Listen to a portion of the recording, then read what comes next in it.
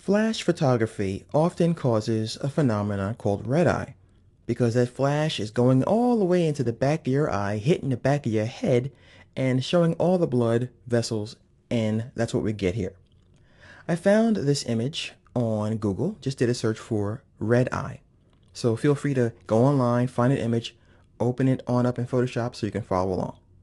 Now what I'm going to do is show you that this tool is very, very simple. There are only two parameters that we can change.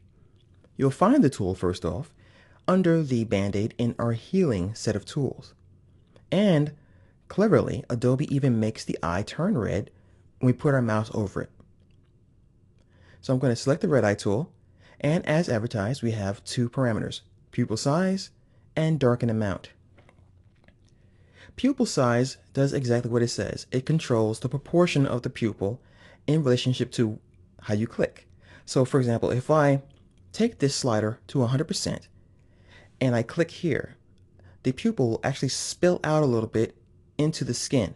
Now pay close attention to this area right here. I'll click. Notice how we got a little darker there?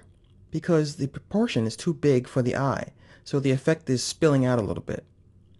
I'm going to undo that, and I'll drop this down to something reasonable, like 25%. And I'll click again. Much better. And I'll click over here to show you the difference. I'm going to undo these guys here. And I'm going to show you something else. The darken amount. This is kind of important as well.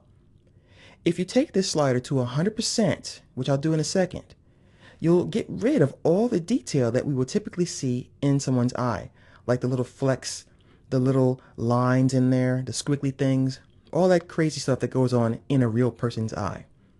If I take this to 100% and I click now with the tool, I get a pretty dark pupil.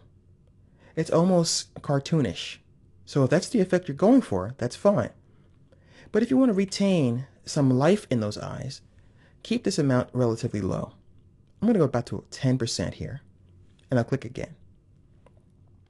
Much better.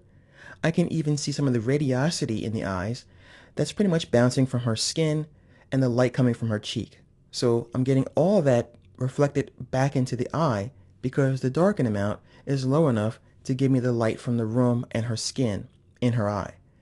So once again, pupil size is going to pretty much change depending on what you're fixing. If you're getting red eye out of a squid's eye, which is the size of a dinner plate, you might want to adjust the pupil size quite a bit. And don't forget to retain the quality of the squiggly lines and the flecks and all that other kinds of stuff in a real eye. Keep the darken amount to a nice low number, unless you're deliberately trying to make it pitch black.